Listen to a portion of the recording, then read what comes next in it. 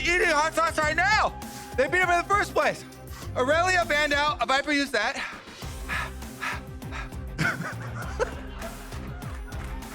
So, talk about champions, okay, bro. yeah, we got some champions coming in, hot and spicy, just the way we like them. God. All right. They didn't eat as much as me. There's no way they ate as much as me. All right, we've got the Irelia and the Yasuo banned out by TSM, taking away some of those potential non-traditional bottom lane picks that we saw the desk talk about. Lucian banned out by FlyQuest, so they're going to take out one of those more traditional picks that they also said we might see Zven on. Got removed by FlyQuest. How are you doing? I'm doing so bad. So bad. All right, I'll keep talking. Thresh is going to be the next band coming out from TSM. We got to see Smoothie pop off on it yesterday, but today they're obviously not looking to reprise that performance. Over on FlyQuest, they got 15 seconds left for their final ban, and I hope you have at least that long left. Whose idea was this to do it during game? Bad idea. Bad idea. I hope. All right, got banned out. Cassiopeia is still up. That's a really high priority pick. Ezreal and Lucian both banned away, though. Jayce could be jungle. Jayce picked up. Yes, we saw the jungle Jayce earlier today. We'll see if that ends up going towards the jungler. Maybe we see it in the top lane, as is tradition. But that's the first pick over to the side of TSM, getting that powerful early game champion nice and early. How does FlyQuest want to respond? Viper has been known to play some carries in the top lane. Might get to see the carry action. We could see the Malphite. We already saw that too, but we are going to see the Nocturne start things off here for Santorin. Yeah, that's good. Hard engage if you see some poke.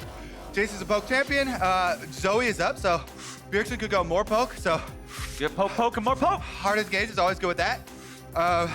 Broken Blade played the Jayce last time. They split push with it. That wasn't the big issue though. It was the Smoothie Thresh in the bottom lane. Everybody remembers them hooks. All right, it's going to be Alistar instead, getting some front line there. Poke's not going to mean that much if it's always colliding with the meatball.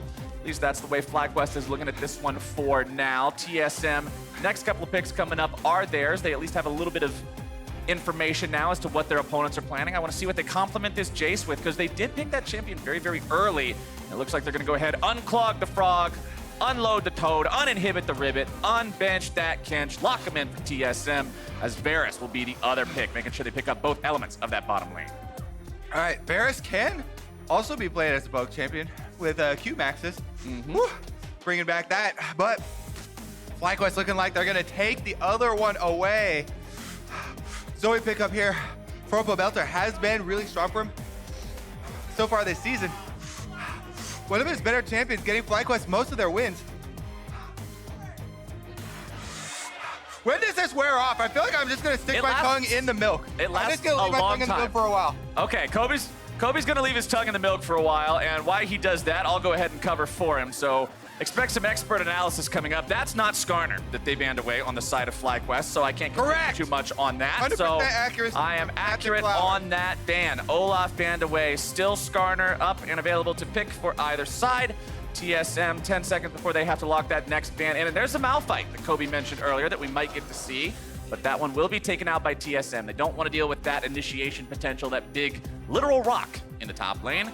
FlyQuest, what do you got? What's it going to be? Still having to look towards the mid lane and potentially the jungle position, but also the top, as Jayce could be jungle. There's two basic choices now. You can go with a different tank, even if Malphite is banned, and try and weather the Jayce storm. That one, you need to try and CS,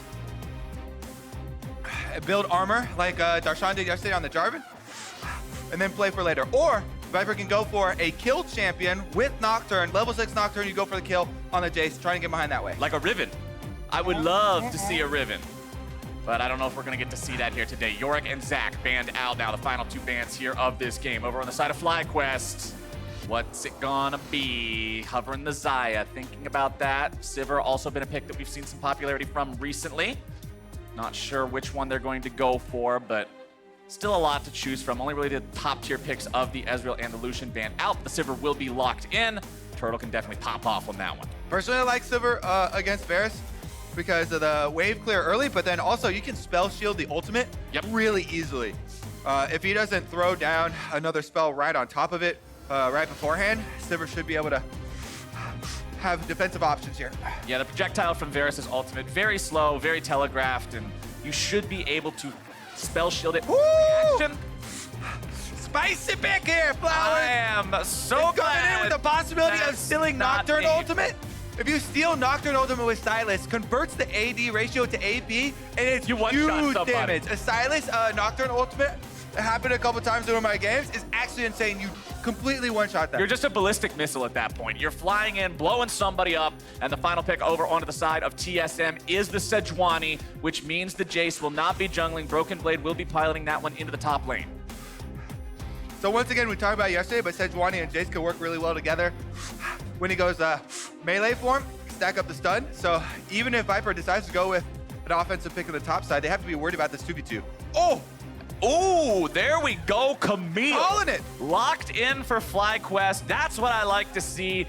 Matchups where we're going to get some kills. Camille versus Jayce in the top lane. No meatball extravaganza today. No Scion, no Urgot, none of this. And we got a turbo cleave comp from FlyQuest here with Nocturne, Camille, hard engage on the back of Alistar, Sivir speeding everyone up and shredding people.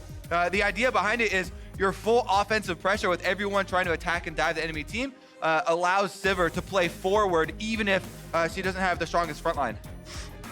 TSM, there's some pretty decent front line over here. You've got the Sejuani, which will constantly be tanking things up. Sylas can be a pretty effective frontliner. We've seen a lot of builds be very tanky on him, even when played in the mid lane. Yesterday, we saw Niski on Cloud9 when they defeated FlyQuest to go for a Rod of Ages into Iceborne and Spirit Visage build, so very hard to kill him there. And of course, Tahm Kench can keep everybody alive as need be with that Devour. If Smoothie plays anything like he did yesterday, I'm sure he'll be on point with those saves. Smoothie has been insane so far, and him on Tahm Kench opens up their mid-game options. The idea is to have your Jayce get ahead early, split push, spread the map apart, and Tahm Kench there, Smoothie, give him the options to go from lane to lane, attacking people as they're spread out. They do have to worry about the Nocturne ultimate though, turning off the lights, negating some of the teleports, and collapsing quickly. All right, we're loading into game now. Both these teams sitting at a spot halfway through the split where they could be one of those top contenders, where they could be a force to be reckoned with up there with Cloud9 and Team Liquid. But what better way to prove it than taking down the other side?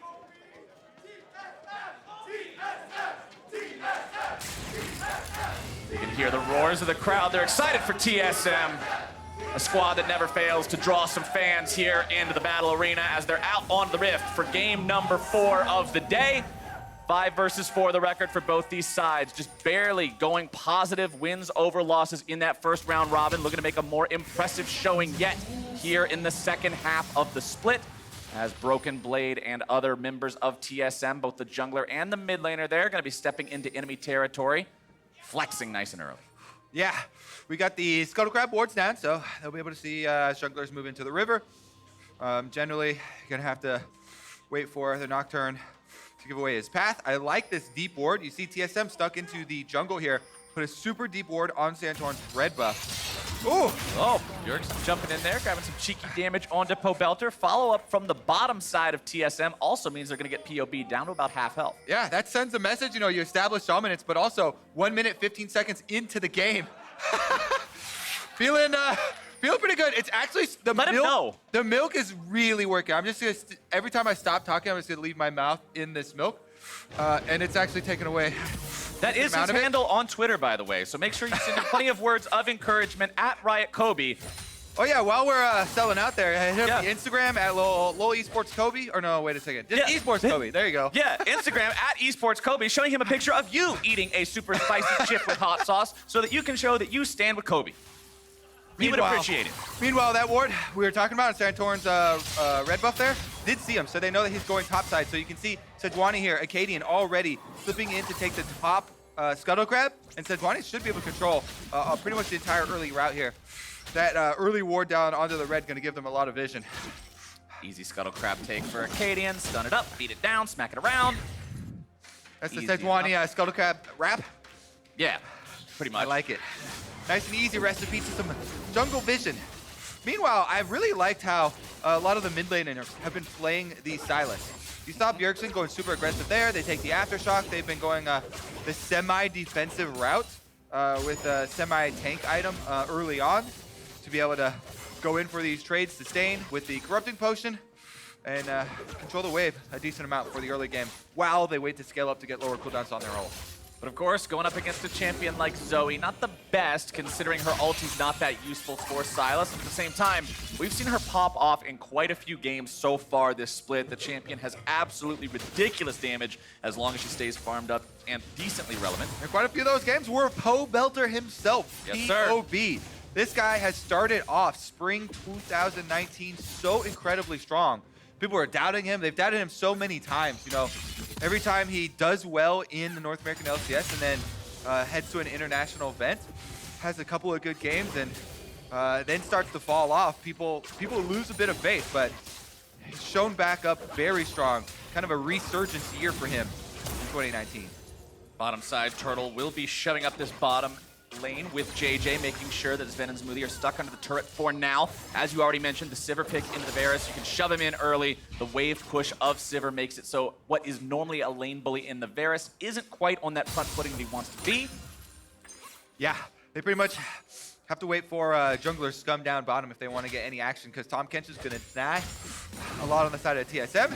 Meanwhile, Spell Shield and Alistar, very good defensively for FlyQuest side. And it's actually a pretty clear route there for Santorin to try and fast farm up to 6 on the Nocturne and look for that play. And I would think the play would be top side, because we set it up in Champ Select. These two top laners, both carry top laners, they want to get to split push viability. And split push viability is a key checkpoint that a lot of these key top lane champions have to hit at least one item. And oftentimes it's like 1.5, where Trinity Force plus the Tiamat for the likes of Camille or something like that, where you can have control of the wave, but also have the power to get your one-on-ones. But here, Santorin's first to the party, Akaadian right behind him. Santorin thinking about going into top lane, but as soon as Akaadian shows up, he doesn't want anything to do with taking that fight further. The wave has built up pretty heavily for the side of TSM. But man who's in some trouble. Smoothie keeping him safe with the Devour, gonna be stunned up now himself. Turtle will not be able to find the rest of the damage there. Comet flies out with a piercing arrow, finding a little bit more damage. Flash into the auto attack, and WildTurtle will take first blood. Meanwhile, topside is Akaadian having to get himself away. Broken Blade looking to come in, back his jungler up. Instead, the jungler's already down, and Broken Blade heads home. Not looking too good. Santorin wants to chase this one down. No flash available on the Nocturne, but does manage to tag him with that spooky path. And these have been two of the quickest and bloodiest teams in the North American LCS in 2019, right up there with Cloud9. FlyQuest are the ones that come out swinging this time around, though, and Turtle with the flash forward. People flame him oftentimes, and just yesterday on the Yasuo making so many aggressive plays, but this time around, JayJ makes the initiation. Boomerang Blade comes over, guaranteed damage, ignite as well, and then after the Devour spits him out, Turtle's waiting on his cooldown for the next Boomerang Blade. Boom! Hits that one dead on. Mac, as soon as he saw the confirm hit on the backswing there, he flashes in for the auto. I really like how he didn't do it early, and he's able to finish off the kill there, even though Zven tried to get out. But then topside, Santorin and Viper both also playing aggressively, in tandem, flashing forward, getting the kill for themselves, and forcing that off of Broken Blade. You can go ahead and tweet us at LOL Esports. Let us know what you think are the biggest plays of the game, biggest plays of the day with the hashtag LCS Big Plays. Or you can probably also just let us know if you think Kobe's having a good time yet. I know it's not gone, but is it at least better? It's definitely better. Okay. I mean, it was actually insane at the beginning. The milk definitely helps a lot.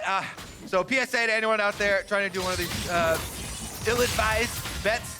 First of all, I'd say don't do it. No, all you gotta do is get the bet right. And second of all, you definitely need to get some milk around for you. But looks like we have hit level 6s for the mid laners here.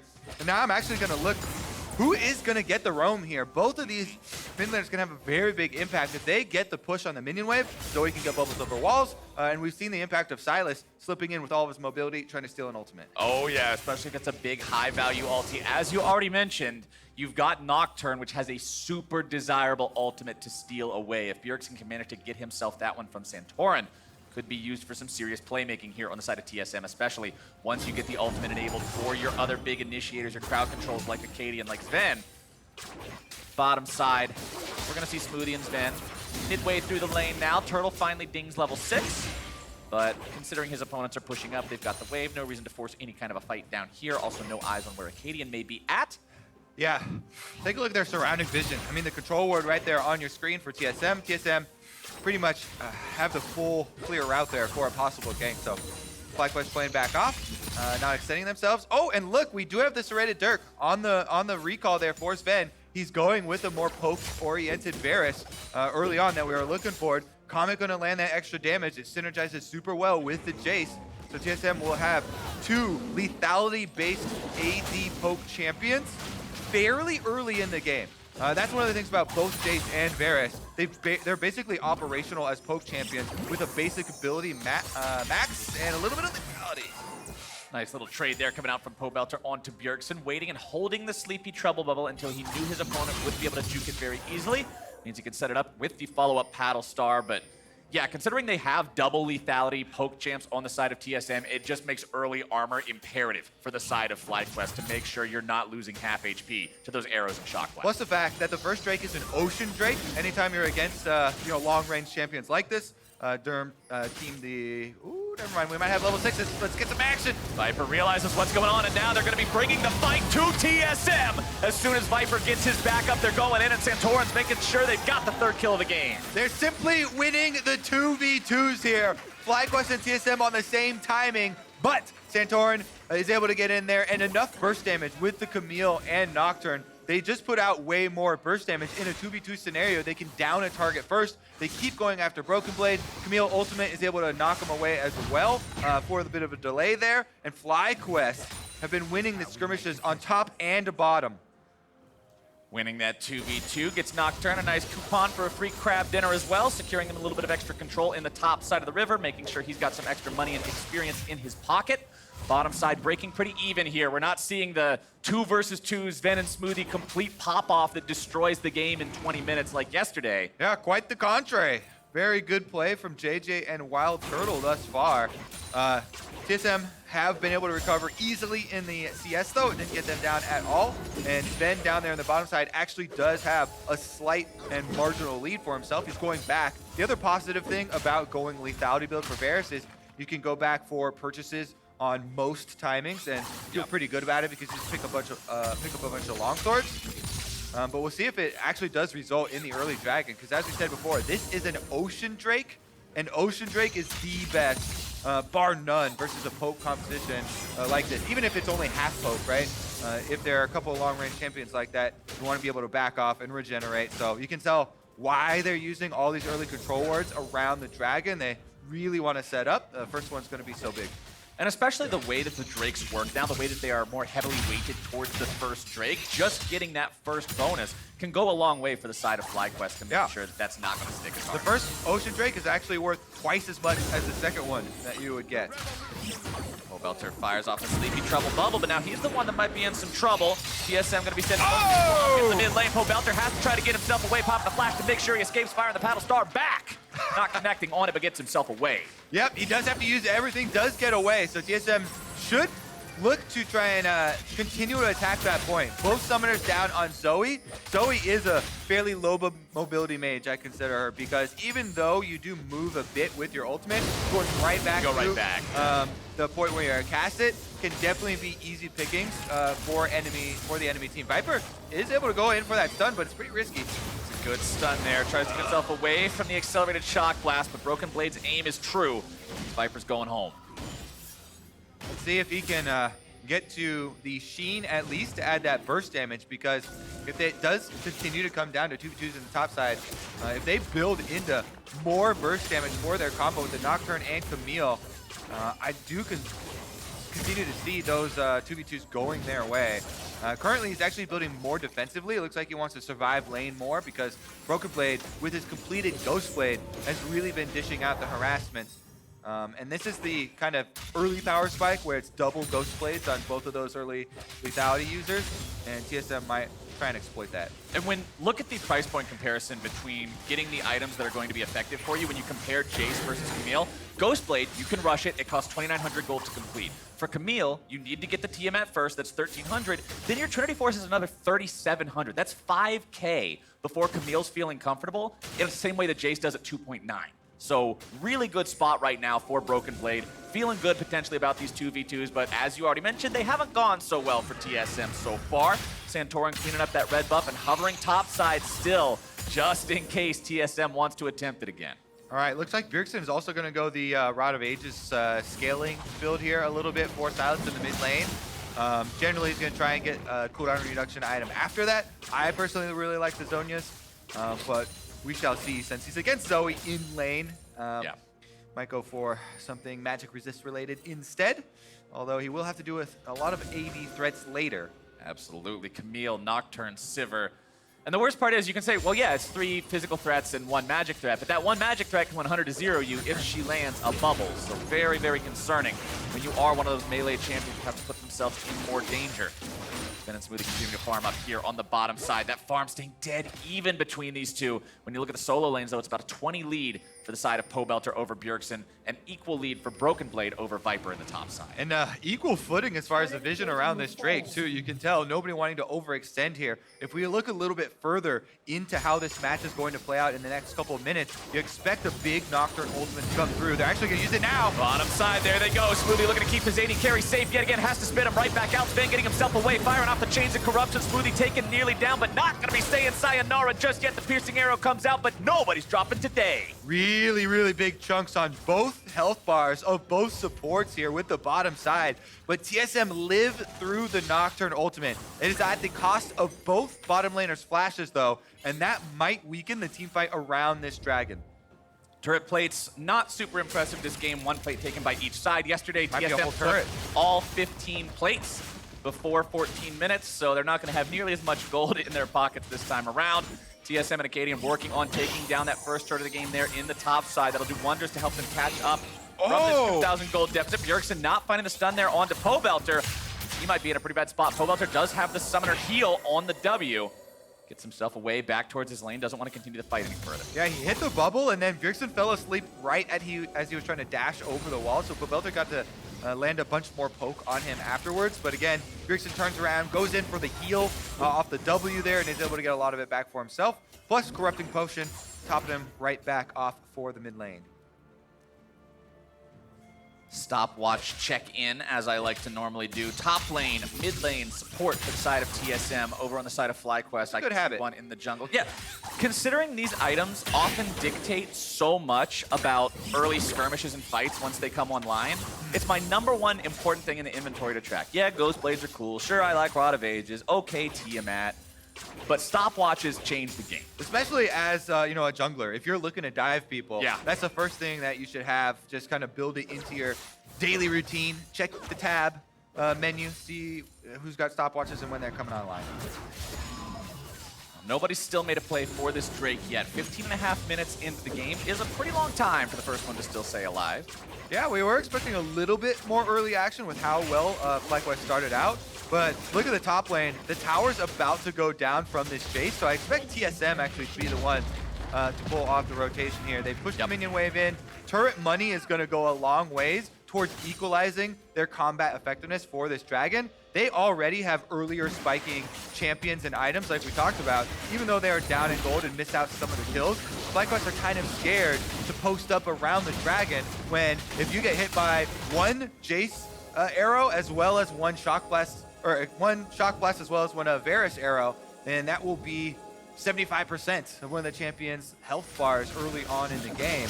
That's why TSM have been able to really retain some semblance of control here in the early game, even despite the early FlyQuest kills. FlyQuest thinking about maybe making something happen here. They got 4 people around, but they don't want to force anything. Bjergsen does have a level 2 Nocturne ultimate available for himself, so next team fight, we should be able to see that burst potential that you were talking about coming out from him with that one stolen away. I wonder, can I look at the tooltip and see how much damage it'll actually do? All right, he's getting 74 extra damage on it from his AP, because he's not super AP heavy, because he went to the Rod of Ages. Yeah, he's got a couple of rings there, and the Rod at 4 stacks at the moment.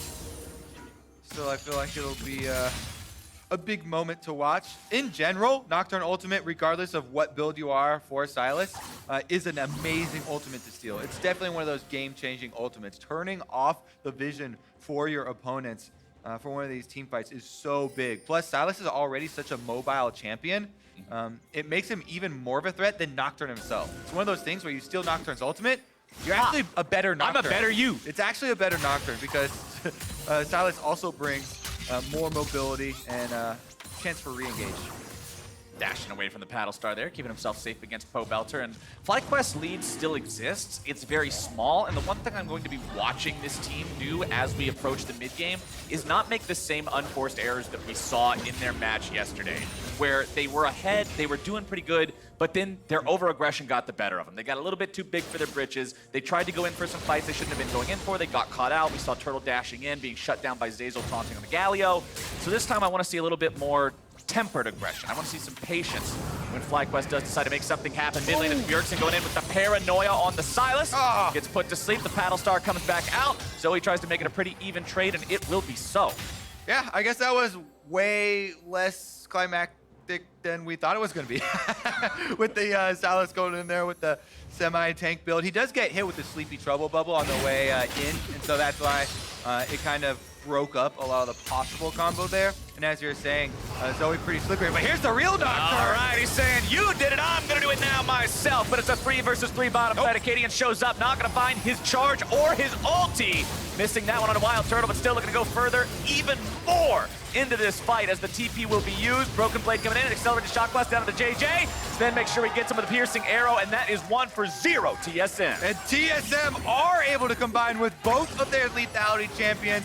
Zven chases that one down. He's also completed a Dust Blade at this point. So that big burst damage was definitely prevalent there. We have the Shelly activation, so they want to get the Rift Hilt, and then I would imagine transition into this Ocean Drake that they want to get off the field. They're trying to defend this turret as much as they can on the side of FlyQuest. They will manage to keep it alive just barely. Viper's made his way into bottom lane with a TP, but 5 members of TSM still here. Means that it could be hard to make something happen. They found the Sleepy Trouble, well, they found Broken Blade, but the stopwatch is going to buy him a little bit of time. That's why I tracked that item, Kobe. Definitely came up big for TSM there, but even just that catch, the Sleepy Trouble bubble there from Pobelter makes sure TSM don't get the dragon. Because Broken Blade was far away from the rest of TSM, the entire team had to turn off of the dragon, come back to save him, and Smoothie gets him out with a Devour, but that does kind of delay still this dragon. We're almost 20 minutes into the game. Yeah, and, no Drake. The Ocean Drake's still alive and well. I'm sure that the Drake is happy about that one, but both teams really eyeballing it. Ocean Drake's doing okay, but bottom side.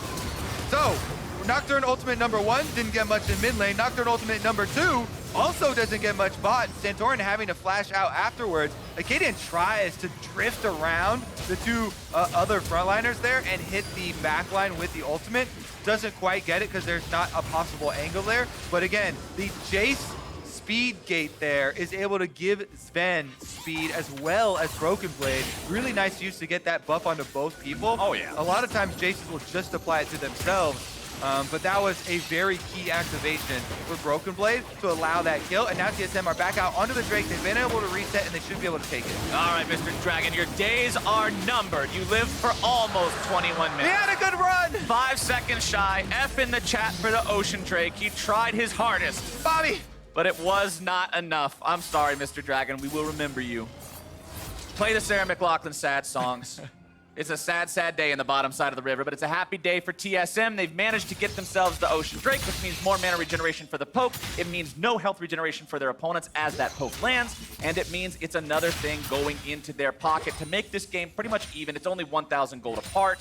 There's only been 1 turret taken by both sides, and we're averaging, what, a kill every 5 minutes? The game's pace hasn't been very fast this time. It has been a decent amount of fighting, but most of the fighting has been around placements of these wards and just waiting for Nocturne timings, whether it's a Sylas Nocturne timing or it's an actual Nocturne timing for going in on these ultimates. And I'm fairly excited for how this game plays out because there's a lot of possibility for cross-map play, right? We've got both teams opting for split push solo lane champions. Jayce and Camille have very similar goals. Camille now at her breakpoint, the Trinity Force Tiamat that we mentioned early on in the game. She's finally feeling good. Finally achieved here for Viper. So we'll see what FlyQuest have to say about it, as TSM very happy to get this Ocean Drake, and now they could transition into Tahm Kench, plus Varus in the mid lane and use the threat of Tahm Kench to their side lanes to really empower the Jayce and Sylas's split pushes of their own.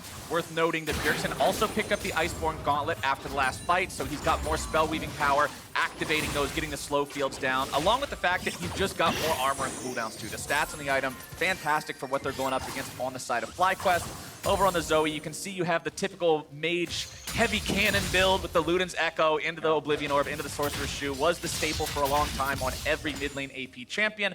After the nerfs to Oblivion Orb, it didn't make it a mandatory build any further, but if you're looking to just one-shot somebody, chunk someone out and send them home, still a very effective build path to take. Pobelter just keeps on shoving these waves up, wants to clear things out, continue farming up. WildTurtle on that Sivir. 2 items now completed, Infinity Edge and Static Shiv. Plenty of AoE, plenty of crits, but you still want to see 3 items before that Sivir really turns on. I feel like I'm happy with 2. Don't settle, Kobe. You deserve better. Fair enough.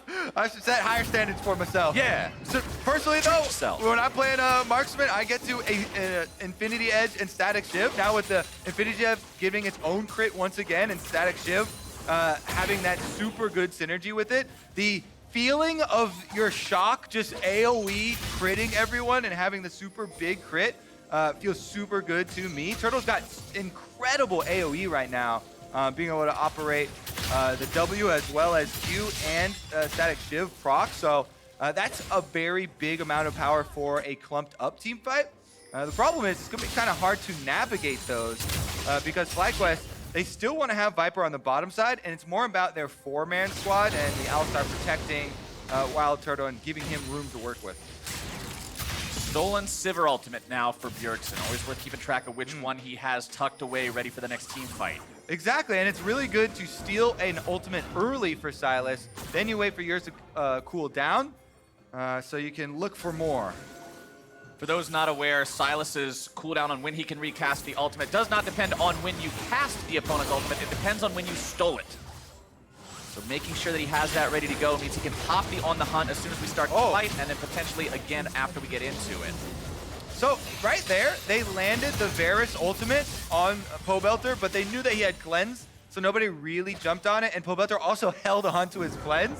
In the end, they also threw out the Sejuani ultimate, but the goal there was the tower, and TSM knocked down another one. All outers now taken off the field. That is always objective #1 for these types of situations. Correcting misinformation there for a second. The actual Sylas ultimate cooldown does not begin until you cast the ult that you already stole. However, it does lower the cooldown against that specific person, so it will mean he can steal the on the hunt again That's sooner. that circle you see under Sivir right now? Yeah, that's the circle. The circle is shrinking. The Sylas ulti cooldown isn't quite ready yet. Misworded that one, so had to make sure that I wasn't giving anybody the wrong advice here, as on the hunt is going to be popped now up inside of TSM.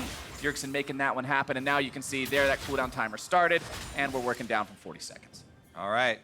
Moving over to the Drake. See if Cloud Drake will fare any better than Ocean Drake did. TSM look like they want this one too. They're setting up around it. And I think that FlyQuest are not going to be able to get into position in time to answer. They do have a teleport on Viper, but it's so risky since TSM have done a very good job of clearing out all the vision around this Drake. And it should go over to them. Still only that one Drake taken, so not going to see a ton of him this game. Elder Drake will not be as big of a buff as we've seen him be before in some previous matches, but with TSM going down there, as you said, should be pretty good for these guys to take. FlyQuest just hanging out on the back foot for a while now, seem to be pretty content farming things up, waiting to scale. Santorin will walk down, only to see that Drake, having already been taken, walks himself over the Speed Shrine. He has a Guardian Angel on this Nocturne. He's got another stopwatch in his inventory, so he's ready to make those big, completely haphazard dives where he can throw himself into the middle of everyone and not worry about the punishment.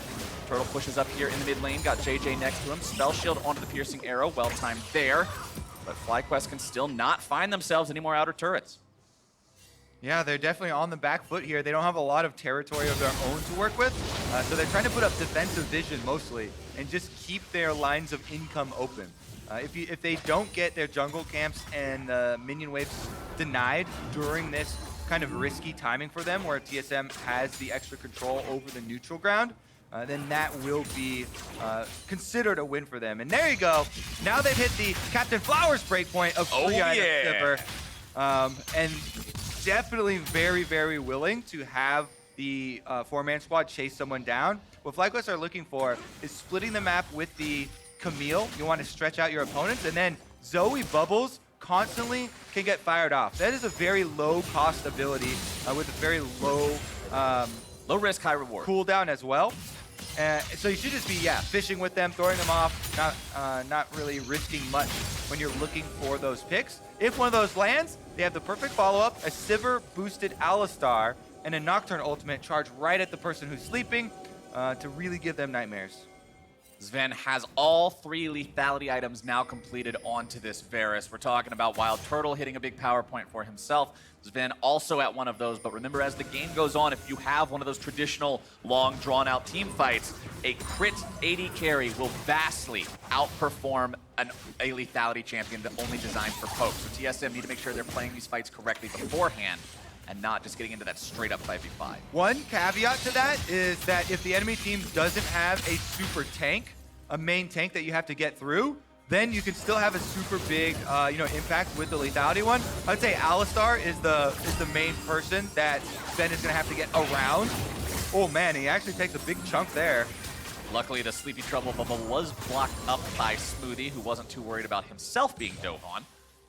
WildTurtle, honestly, if Turtle got a Ricochet with a crit, he probably could have just killed Zven if he was slept. Of course, Smoothie would have stopped it with a Devour, but still, lots to worry about. I mean, there have been stories written about 6-item Sivir, and the stories are all true. So it just gets better from here. You were looking for your 3-item, crit multipliers. Those are all available, and Turtle are going to be happy to continue building on that one. I would say very similar things for Camille versus Jayce. Camille continues to scale incredibly well, as a 1v1 threat, whereas Jayce has most of the impact when you siege up and you're trying to land these shock blasts and poke damage. Pobelter, though, under attack. Pobelter wants to keep himself alive, flashing out, cleansing away, keeping himself back from the danger. Replies with some paddle stars, and JayJ's going in, able to start the fight off. Headbutt into the pulverized. Bjergsen's in some danger. Gonna be bursted very low, not quite taken down. Sleepy Trouble bubble goes flying off into the ether as Turtle looks for some more. Bjergsen goes into the stasis, keeping himself alive. Viper trying to find someone else into the back lines.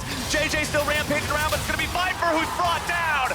TSM kited out excellently. Oh my god, who is over chasing who here? TSM go way past the turret onto Pobelter. The Zoe gets away with a couple of summer spells, but then FlyQuest over Jayce, and Bjergsen turns it around with the Sylas heal there, surprising everybody on FlyQuest, healing back up. In the meantime, that was a 5v4, and Santorin was down bottom side, takes away the turret. Santorin bottom side at least makes the tier 2 take for another tier 2, so that breaks even. The gold is still within 500 of one another for the teams.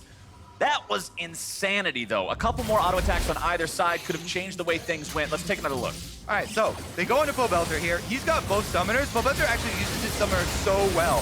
Flashes early, then cleanses after that to get out of the Sejuani stun.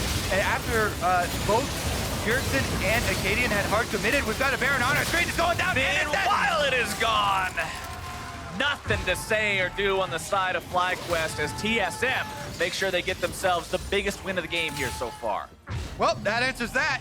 It was FlyQuest who were the ones who were over chasing because TSM were able to get the Baron afterwards, and a Baron empowered Varus Jayce composition. It's two. I see what you're going for. There's 2 Ghost Blades on Broken Blade. One for each hand? One of those is definitely supposed to be an Edge of Night, I'd say, unless he really, really, really wanted to get to that 40% cooldown reduction breakpoint. I'm going to go with that. He wanted the cooldown reduction breakpoint. Maybe he doesn't have any in his runes.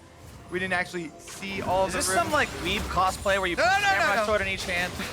All right, it's...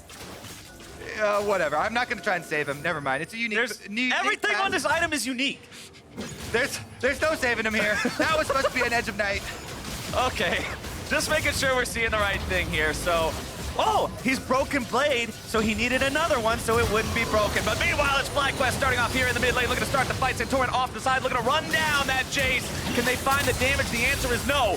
Viper tries to continue finding some more here, but he won't chase any further. TSM again getting themselves back, disengaging these fights, utilizing all the tools in their CC, their disengage, their Tahm Kench to make sure that FlyQuest can't get anything.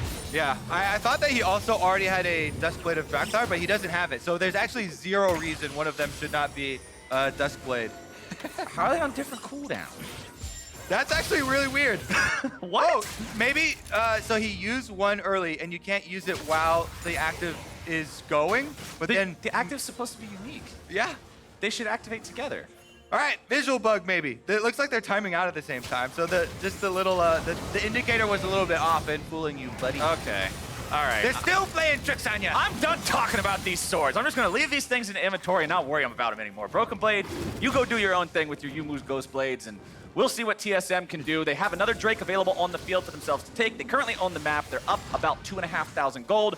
Pretty much the entirety of their lead consists of their Baron power play gain, which shows you how close this game was before they managed to sneak that one out from underneath FlyQuest. All right, they're back at another turret here. Poke gonna come down, shock blast, watch out for the arrows as well. And everybody has to back off, turret is down.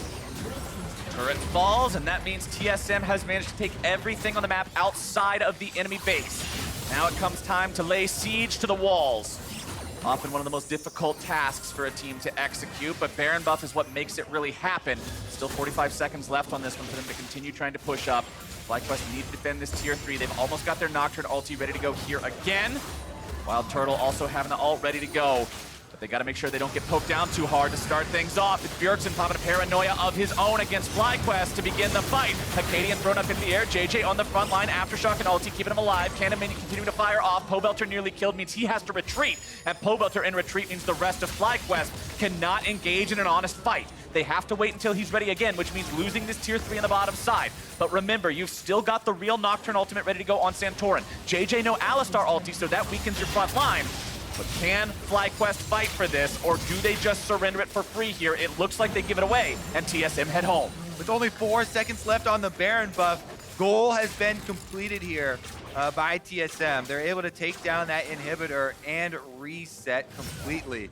FlyQuest, they're still trying to buy time and weather this storm because we're definitely in the peak performance area for lethality-based poke champions, right? If FlyQuest can push this game another 15 minutes, then they can have another opportunity to go super offensive. But currently, TSM doing a very good job playing off their power spike and getting one of the main objectives down. Getting that inhibitor is the hardest part of completing your win condition with this type of composition. And the mid tower sustained a lot of damage as well, so that'll be the next target. One thing I want to point out about Zven's build that you see right now, he does have the 3 completed lethality items. The serrated dirk you leave in the inventory uncompleted as a final source of lethality. Yes, it only gives 10 compared to the 18 of the completed ones, but it's the only other way to get more of that stat. And when you just want to min-max, you take every little bit you can get. Smoothie and Zven looking to make the play on the Pobelter top side. WildTurtle make sure they go on the hunt, getting themselves out. Zven is gobbled up, he's kept safe, and TSM's plans are foiled. They keep chasing Pobelter today, but Pobe will not be caught on this Zoe. He has been extremely slippery. He does get away this time as well. His turrets and structures have not been so lucky, though. Those ones have not been able to run away, and TSM has gained so much ground into the FlyQuest defenses that even though there aren't that many deaths on the side of FlyQuest, only 2 kills here for TSM, they still have the momentum in the game. They've been pushing so heavily, and they should not stop. I think they need to keep this pace up. And the thing that honestly sticks out to me as a way to tell the tale of what has happened with FlyQuest this game is the stopwatch in the inventory of Santorin. He has had that thing so long, but has never had the opportunity to use it because FlyQuest has never started a fight where he's diving into the back line. That one big fight they had in top lane, he was the one who wasn't there. And he even made a Guardian Angel and bought another stopwatch. Yeah, this was bought a long time ago. Guardian Angel was his second item right after Warrior. The stopwatch was with that to make sure that he could dive in, and then FlyQuest have never had a full 5-man fight. Now they've got another one. Viper just picked one up as well. It seems like FlyQuest know that they're about to make their stand. Those are very big play-making items, the stopwatches. And with 2 of them for their divers on the front line, you really got to watch out for flank possibilities. So TSM have to do their homework right now, lay down some vision, and cut off all these angles that FlyQuest are trying to look for. Like the Lord Dominic's regards pickup for WildTurtle here as well. Recognizes everybody on the enemy team has some armor at this point, so that's always going to be a good purchase. Bjergsen nearly blown up there. Pobelter hopping over the wall, eats a little bit of damage himself, but not nearly as much as is put onto his opponent. Bjergsen needs to head back to the spawn platform after that one, which will give FlyQuest a little bit of breathing room here. All right, that's exactly what FlyQuest need right now. vision on Baron and some extra breathing room. While they've got some wards on Baron, they know that they can go for the reset, try and get those extra few purchases. But now they immediately need to get back out here and cover it because TSM can take it down very quickly. This is what blew the game Teleporter's ready for wide Viper. open earlier and made it so TSM was able to take everything they've already got. FlyQuest, can you get in there and stop this in time? If nothing else, they've got to find some sort of retaliation. TSM forced off the Baron for now. FlyQuest still looking to maybe start something here. Baron down to 2.5K. Santorin's made his way into the Smite fight. Who's going to end up getting it? Santorin going into the stasis. It's secured by TSM. Santorin's knocked into the Guardian Angel as WildTurtle is run down by Bjergsen. JayJ will look to peel him away, but into the pit continues another fight. Viper is caught out and shot down. Zven grabs the kill on that one as JayJ will continue just trying to buy some time for his allies. He'll be the second noble sacrifice, and TSM come out on top. And they're not wasting any time. Immediate teleport back here from Broken Blade into the top side so they can push both mid and top side minions here into the turrets. TSM want to end this now. This has to be the death knell here for FlyQuest. TSM, 5 members versus 3 for the next 30 seconds. They've got Baron on everyone. They've already got 2 inhibitors down, working on the 3rd. Minions marching towards the Nexus. FlyQuest is going to need nothing short of a miracle to manage to hold this off and prolong this game any longer. WildTurtle will need to ricochet everybody at once, but it's just not happened so far. TSM has been on point with the saves. They've not allowed FlyQuest to play their game. Bjergsen in the back line with the paranoia yet again, stealing those ults all the time. The Nexus is exposed, the enemy team routed, and TSM again victorious.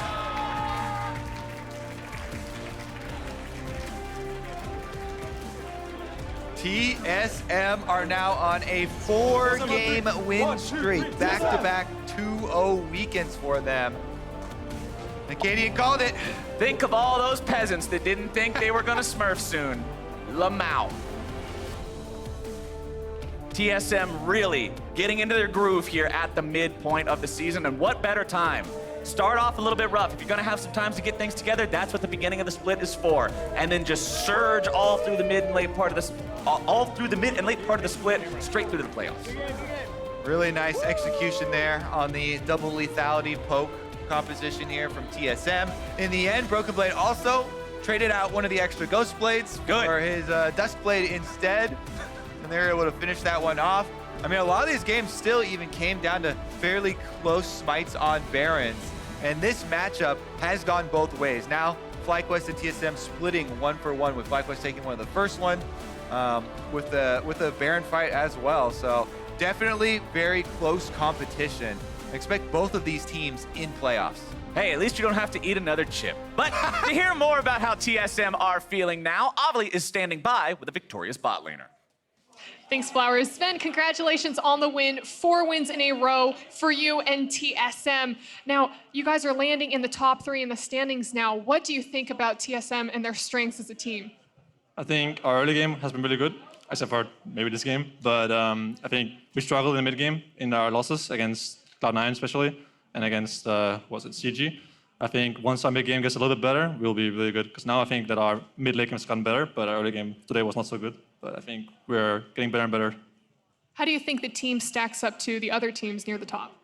I mean, I think against Cloud9, we played pretty bad. We had a lead, we threw it away. Against TL, we won. So the teams above us right now, we're fine against, I think. We have 1-1 against the top 1 and 2, so I feel comfortable. So like you said, the win today wasn't as clean as it could have been. Where do you think the team needs to improve or kind of polish up? I don't know. I think our early game is our biggest strength, but today was off. But I think in general, once we improve our mid game, like I said, I think we'll be a really good team. Well, Zven, thank you and congratulations again on the win. And for more on the game, let's hear from the State Farm Analyst Desk. Thank you, Avli. Zven confident around TSM's prospects moving through the midpoint of the split, calling out the fact that they're the team that's taken down the #1 in the league so far. Had a solid showing against FlyQuest here, even though the early game may not have gone entirely in their favor, but they absolutely can compete at the top end of the table. Yeah, I mean, FlyQuest, was number 3rd. You were saying you thought they were definitively number 3rd. I don't recall saying that. You said that. I we have definitely it on tape. We can easily refer to this. Yeah, we did. Not during this segment. Hopefully they're too slow. Yeah. But either way, I mean, TSM now takes sole possession of 3rd place, and I think certainly they have proven that they have improved massively over the last couple of weeks and can compete with the top of the table. And I thought the drafts were pretty cool. There's like almost a battle around like how much poke is each team taking? Do they need that much? Because you have more poke and more frontline on TSM side, but more engage and damage on the side of FlyQuest. And it felt like they were kind of vying for pretty similar comps. And I thought the Sylas pick was a really interesting one to tie it all together because now they can take some of that engage that was on the side of FlyQuest. Right, and we don't see too many Varuses, and I believe the last time we saw him was a Rageblade one. So I believe Azale was talking earlier during the game itself about how this Varus is going fully out. He'd go on top of the poke that Jayce has. So now you have the Zoe poke versus Jayce and Varus, and Jayce and Varus definitely win that poke war, like handedly. Yeah, and I think it was really smart against the composition. When you look over at the other side, there's no tanks that you have to actually worry about. Varus hits a lethality Q on any of those people, and they are going to get chunked. So I think it was an intelligent build for the game and worked very well to what they have to do because you have a Jayce who's going to win early and lose late in a side lane. So you take that advantage early, you group, you poke, and you try to push the opponents off turrets and objectives. And the Tahm Kench was really smart too because the Camille and Nocturne are going to try and isolate a target in 4v5, but you have Tahm Kench, save that person. So I think TSM had a lot of really smart, like one-pick adjustments into the comp. And good adaptations, rather, in build against the composition that FlyQuest drafted themselves. Let's take a look at some of the early game action, all about that 2v2 in the top lane, where FlyQuest knows if we can set Camille up, things will get good in the side lane late. Right, so even though FlyQuest won this 2v2, if you're looking at the tower right now, there's about 7 to 9-ish creeps that died during that fight, and Viper didn't get the kills here. So granted that there's a lot of 2v2s that were in favor of Fly, Viper isn't really ahead at all. Like, for me as a player, I feel sad because people would think I'd be ahead, but like I didn't get anything out of it. There are way too many people that don't actually understand that. Just because you kill someone's lane opponent does not mean you put that person ahead. If they are not getting the kills, if they are losing experience and losing CS to actually do it, as you point out those minions, he loses more gold from not getting those minions than he gains from the assist. So it was actually his jungler who was put ahead from that, not him.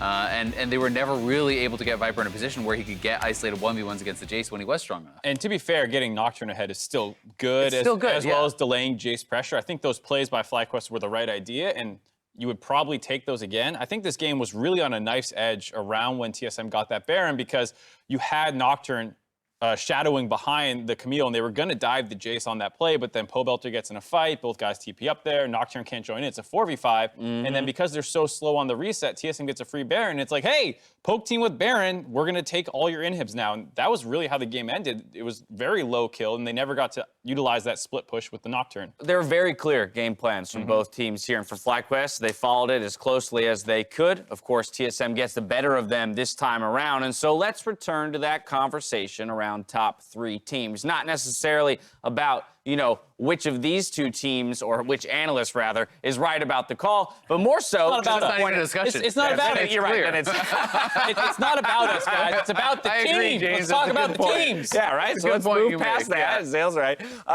Top 3 teams in the league. Team Liquid, Cloud9, and now TSM as per the standings. But based on this surge from TSM, I think now even that conversation between those 3 teams is going to start to get more interesting. Right, well, TSM's 3rd out of them, right? But they've beaten Team Liquid, and they did relatively well against Cloud9. So it's an arguable statement that they could be number 1, because they did beat the number 1 team. And they started at, 8th place or something just the other week, and they climbed all the way up. Oh, yeah, big surge.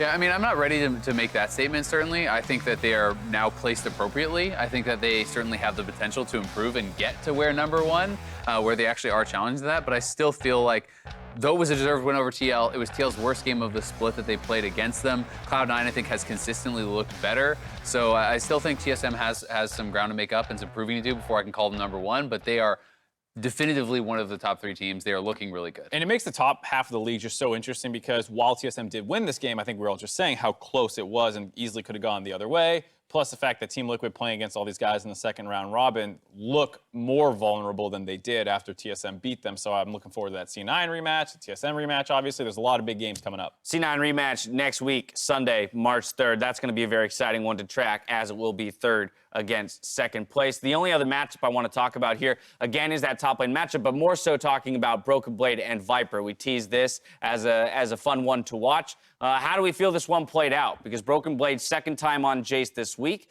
didn't have a crazy impressive performance yesterday against Darshan in a winning matchup. Today, with all that attention to the top lane, how did he pilot the Jayce? I thought he was pretty good. I mean, obviously you want to slam lane harder, but he still had really huge teamfight contributions. You saw high damage numbers against a team with not really any tanks. So it's not like the Ezreal damage numbers where you're just mystic shotting a tank for 5 minutes. So like he actually had a really big teamfight contribution, whereas Viper, like we said, never really got to do anything in the split push, just kind of had 7,000 damage or something. I felt like Broken Blade played intelligently, right? You know, he was winning in the early phase. The 2v2s went FlyQuest's way, so he wasn't dominating, but he didn't really make any mistakes. And Viper never really got a chance to get the isolated 1v1s or have the Nocturne coming in 2v1s because of the way the game went. The top lane went tragic, and Baron went away the other way, so. Right, and moving forward, I do like that the top laners are picking cool champions. However, I have nothing wrong with them just picking like a Sign or a tank as well. I don't know if I would personally pick a Camille into someone that already has a Tahm Kench. You have a lot of dive into a backline at one single target, but if the enemy has Tahm Kench, who are you really going to kill there, right? So pick your cool champions, but try and make them work for the comp and make them strong for the comp. Malphite was banned. What do you want him to do? It was a smart ban. And he's trying to kill the Jayce in the 1v1, right? That's their hope, is that he starts killing Jayce in the 1v1, they stall out, and then you have side lane advantage, you're taking turrets and you're pressuring that way. But I agree, in the team fight, it was never gonna be effective. It's a tough weekend for FlyQuest. They go 0-2 against 2 of the now top 3 teams. For TSM, man, it feels good to pick up that victory. We have one more game for you this weekend. Team Liquid and 100 Thieves square off for Game 5. Don't go anywhere.